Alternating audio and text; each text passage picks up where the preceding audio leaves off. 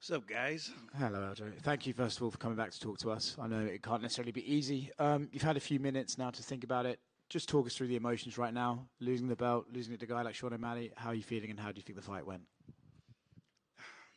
It definitely sucks. I mean, I'm not gonna lie about that.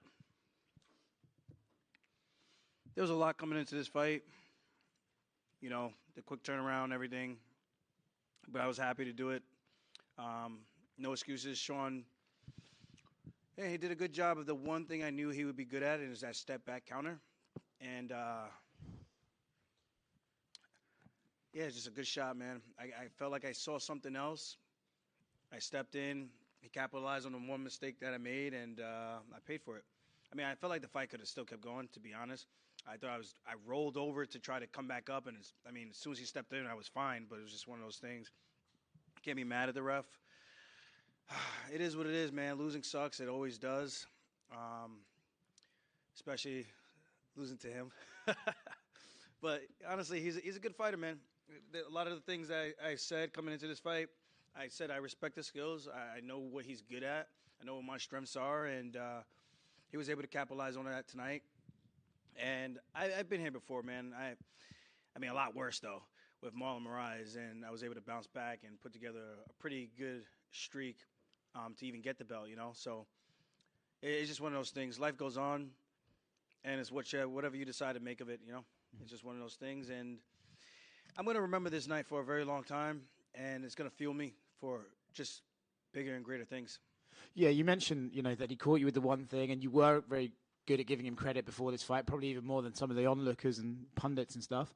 Was he in there? Was he as good as you were expecting, or in ways was he a little bit better than you were expecting? Was he doing things that you're like, oh, he's better at that range than I thought, or anything like that?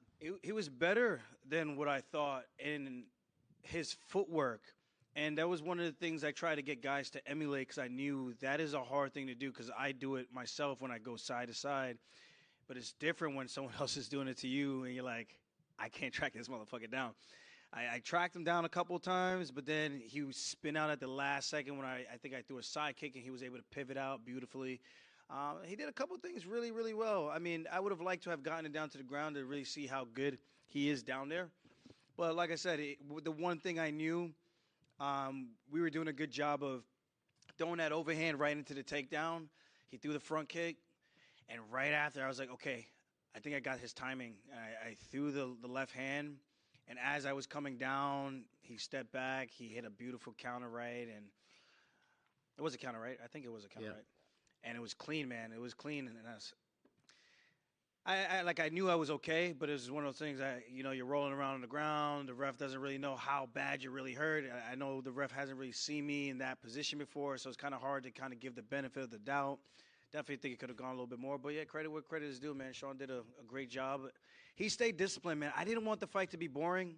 I could have sat on the outside and just kept playing the leg kick game, but then I would have had all the criticisms of everybody else, and I was like, see, this is the difference. He stayed disciplined to his game plan, and I kind of let, I don't want to say emotions, but I kind of let trying to be a little bit more of an exciting style for the fans play a factor. We've seen the Izzy Yoel Romero fight. We've seen bad fights before where it's kind of like not much happens because no one wants to make that grave mistake.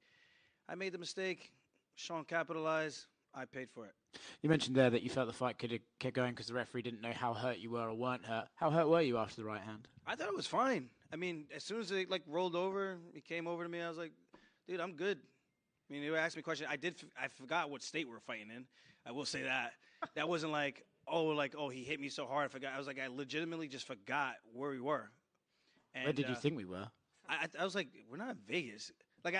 It was like coming to Boston, but not really one of those places that we really fight at often. So I was like, I know we're not in Vegas, but I didn't want to give him an answer. And then he's going to be like, oh, no, you were fucked up, bro. You were really fucked.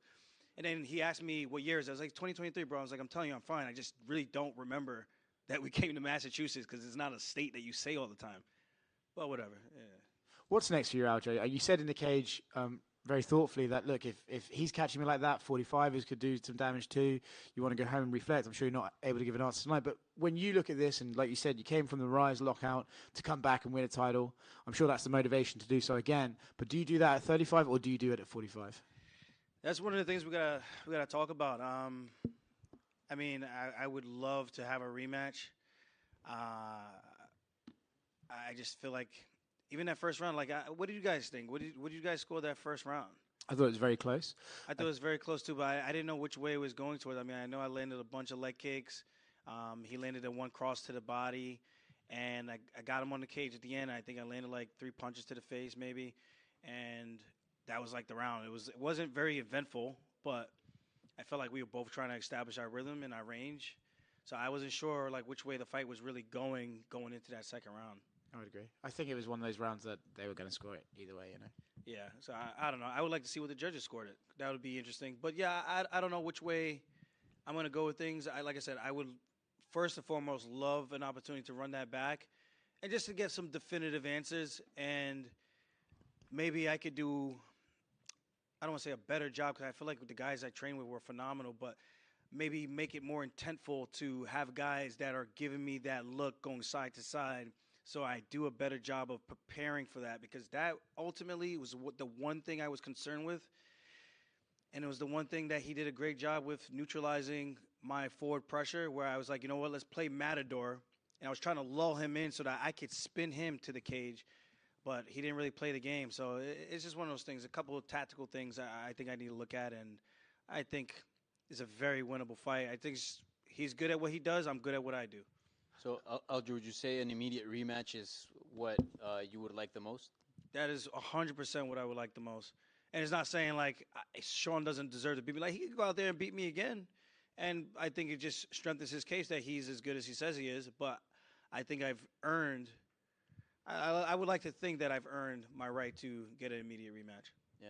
And if you can clarify to people, because everybody says, oh, you know, he's huge for bantamweight, and obviously you are, but how hard are these weight cuts? Like, can you continue to fight at 135? No problem. I mean, you've made championship weight all the time, so. I mean, I could. Do I really want to? Not really. I wish we would just do like cage side weigh-ins like an hour or 30 minutes before because guys won't cut the weight that we cut. It just would be impossible. And I think you'll start seeing more people fighting up 2 weight classes. I truly do believe that. It's the same thing like wrestling and jiu-jitsu tournaments. You just can't compete when you're getting hit in the head, like severely dehydrated. It just wouldn't happen. I think guys would be smart enough to not do such a crazy thing. But I can still make the weight. It's just a lot harder, and it's a longer duration of dragging out that weight cut and trying to shrink incrementally all the way until fight week until I step on the scale. And you had been very open about the August 19th date being a concern that you didn't know if your body was going to be ready. You told us at media day that you felt 100%, but that's obviously pre-fight. Now that it's done, did you enter the fight 100%? Did the immediate or did the quick turnaround affect your performance? You think in any way? I'm not gonna do that to Sean. I'm not TJ. I'm not gonna do that. I felt like I had a pretty damn good training camp. I think it's just the one thing that we probably left. I thought we left no stones unturned. That was the one thing we left unturned was the footwork, but we thought we did a good job of it, but we didn't really simulate it as well as I thought we did. And, I felt good. I'll leave it at that. I felt good. No excuses, man. I truly did feel like it was my night, and I made one mistake, and I paid for it. Thank you. Aljo in the front right here. All 3 judges actually had you winning the first round 10-9. Oh, that's nice. That's nice to actually win a close round. I feel like whenever it's a close round, I don't get it. Like, I don't get the round scored for me. But that's cool to hear because it makes me feel like the work we were doing in the first round, now it actually, like, it gives me a little bit more clarity going forward so that I know what type of tactical approach I want to take. Because Sean is not a guy you can fight just going forward because he won't give you the opportunity to just sit and set his feet. He doesn't do that. And that is one of the things I've been saying about him for a very long time. He has really good footwork, and he has a really good 1-2, and a good step-back counter. And he does it well from both stances. Me, I take you down. I think it's relatively known what I do on the ground. So he was able to implement his game plan and cause me to make the mistake. And congrats to him. He's a world champion now. He can actually solidify. I don't want to say solidify himself, but he can actually credit where credit is due. You know, it's one thing to kind of get catapulted into that without actually proving yourself, but he proved it tonight, and he did something that a lot of guys couldn't have done to me in a very long time, and I think that's worth something to note. Kind of going off of that, a lot of the narrative after media day was, or your last few media days, is you were one of the few champions that says, like, I could lose, because a lot of these champions, they come in confident, they say, well, I'm going to beat this guy and then move on to this, but you've always been like, I might lose, like Sean might become a superstar after he fights me. So why has that always been your mindset, and why do you think other champions kind of don't carry that same mindset? I don't know. I don't know what makes them tick. I know for me, if you keep it real with yourself, and I think it helps you make the dangers a little bit more real when you actually face reality that you can actually lose. When you go in there, it's a fist fight, man. It's not we're sparring with shin pads on, bigger gloves, 16 ounces, headgear. No. This is shin bone on forearms, on your legs, the side of your head. 4-ounce gloves, pretty much bare knuckle, as close to bare knuckle as it gets.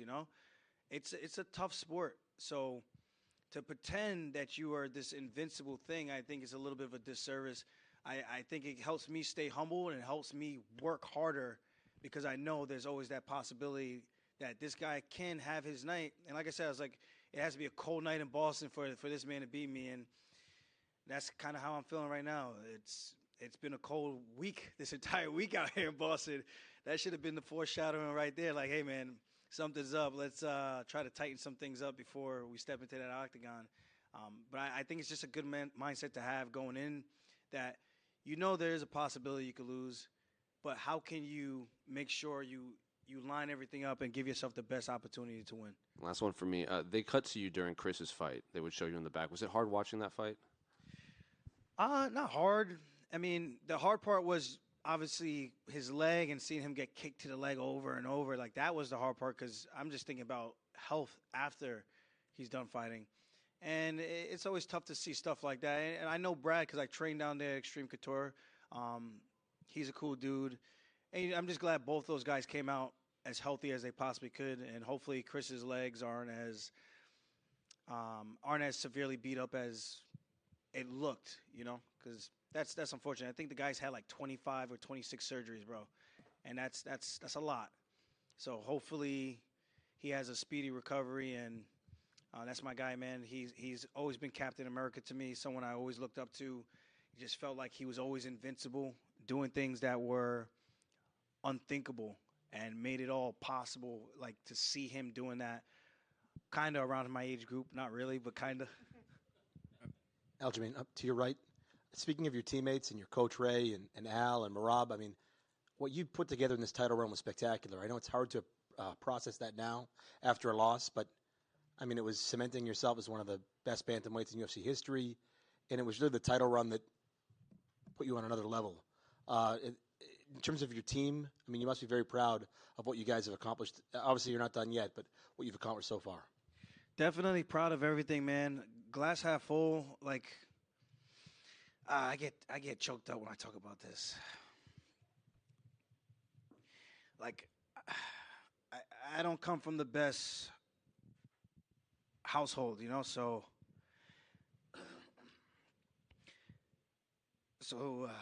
just being able to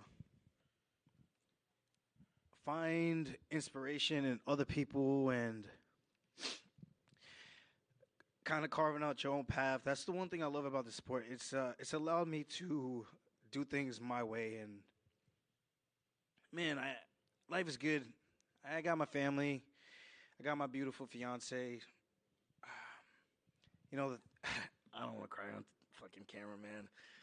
It's the things that matter the most in life. The competition is okay, but this has really helped change my life. Like, I know the UFC gets a lot of shit from like the fighters and stuff, but if it wasn't for them, man, I wouldn't have the life that I live today. And I told Dana that even at the weigh-ins yesterday, and Hunter, like, if it wasn't for them, like, half the things I've done in this sport wouldn't be possible. And the things I've been able to do for my family, bought my mom a house, doing a little real estate. I own 3 houses now. I'm set in terms of financial means. You know, this is just icing on the cake. And I took a shot. You know, I took a shot trying to come back and trying to do something unthinkable and making a dream into a reality. And I fell short, but it happens. You know, so I'm super proud of everything I've done. No one can I'm bulletproof, man. Like no one can shake me mentally. No one but myself. So that's one of the things I would never get down on myself about. I've truly earned everything I've gotten, and that's the most important. And I just wish people would take other people's journeys and like, yeah, I played the heel and everything. Like, it's all a game to me. Like, it's like I like having fun. It's a good time. You know, I'm from Long Island. We break balls. We like to just have a good laugh. But at the end of the day, chase your dreams, man, because life is short. I'm 34 now. I started this game when I was 20 years old. I thought I was going to be the next youngest champion. Next to John Jones, came up short. And what a ride it's been. And knowing that door is going to close one day, it scares me a little bit, you know? So I just try to make the most of every single opportunity I can. Aljamain, over here. Over here. So can you see the positive? Cut the onions. You're okay, man. We all love you. Can you see the positives as far as what you have done as far as your championship reign? You fought top-tier talent. You broke box office records. You did amazing things. Can we see the positives as far as your championship reign, as far as, like, everything you have done so far? Yeah, I'm a glass half full kind of guy. I mean, even in this, I think most people would probably be really down on himself, especially you lose to a guy like that who freaking 6'9" tattoos and shit like that. You're just like, how the hell? But glass half full, man. Life is good. It could always be worse. There's someone out there who's complaining about things that I have that they don't have.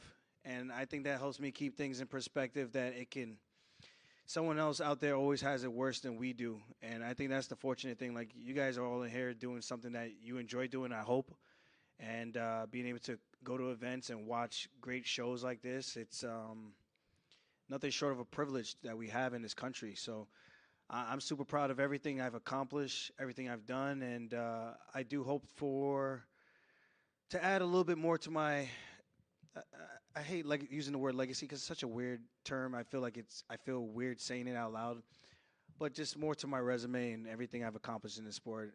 I'm grateful. Yeah, I'm down right now, but it's not down to the point where I'm going to be like hiding from fans and shit like that. I don't care about that. Like, people's words can't hurt me. The only thing that can hurt me is the ones that are closest to me, and that's my loved ones, you know. So at the end of the day, dust myself off, get back on the horse. I've done it before, and just go again. You train under the mighty Ray Longo, Matt Serra, and you have teammates like Angry Al and also Marab. Angry Al. Yeah, Angry Al. What advice did they give you? Because they've been through the process, obviously, and they had the highest of highs, lowest of lows. What advice did they give you, especially after this? Well, we haven't really. I don't think we really actually talked like that yet. Just you know, it's the fight game. We get caught. And I don't want to say I got caught because I feel like that's kind of taken away from Sean. He studied. He did what he planned to do if I gave him that opening, and he took it. So it's not really like getting caught. He landed a great place shot, and, you know, I made a mistake, and he capitalized on it. I think that's just the game we play. It's a game of inches. You know, I could have gotten to the leg, and that could have changed things. And maybe it's him in here on the sadder side of things, you know. So it's all just keeping in perspective. We've all been here before. We felt what it felt like to lose, to be knocked out, to be finished in front of millions. It ain't easy, man, putting your heart on the sleeve for the world to watch and judge and criticize. But this is the game we play. This is the game I love. And I'll be glad to come out here and do it again. Thank you. Right here. Just one quick question for you. You come into Boston, a New Yorker coming to Boston is never going to be popular. Add in that you're fighting an Irish guy in a really popular Irish neighborhood. Does the crowd ever get to you? I know you say, you know, you like to play the heel, but, I mean, you're still a human. I mean, when most of the crowd is cheering for him, does that get to you a little bit? Nah, I mean, I think it makes it fun. There's a good guy and a bad guy. I don't know why I'm the bad guy, but I'm the bad guy. So it's like you just embrace it, have fun with it. I mean, it's kind of like a WWE kind of thing. I think we've all kind of grew up watching that. There's always someone you love to cheer for, someone you love to hate, and I think that's what makes it fun. I don't really look too much into that. I use the booze to kind of fuel me, and God, I could have made that a boring fight, and it just wouldn't. I probably wouldn't be here right now. But it is what it is. Yeah. No, it's a short answer. No, the booze don't bother me. If anything, it's I'm glad the crowd actually has a reaction, and it's different when they see me in the street. Oh, we love you. And then when I walk out to the arena, it's boo. This man sucks, and I enjoy it. I embrace the moment. At the end of the day, one day there's no one going to be booing. There's no one going to be cheering. It'll just be me, hopefully cheering for my kids on the sideline, being a happy dad. So I think that's what life's all about, man. Just taking the time out to smell the roses, and I'm definitely going to be sure to do that after this tough training camp, back to back, and take some much-needed vacation time with my fiance. She's done with nursing school, and we both just moved to Vegas. I think it's time we go hang out, go celebrate with some Funk Harbor tonight. It's not really a celebration, but just other accomplishments. And I'll be in Sydney, Australia, to go watch the fights. Just be able to kick my feet back, unwind a little bit, and be like you guys. Just hang out and watch fights, talk a little shit, and drink a couple adult beverages. Thank you, guys.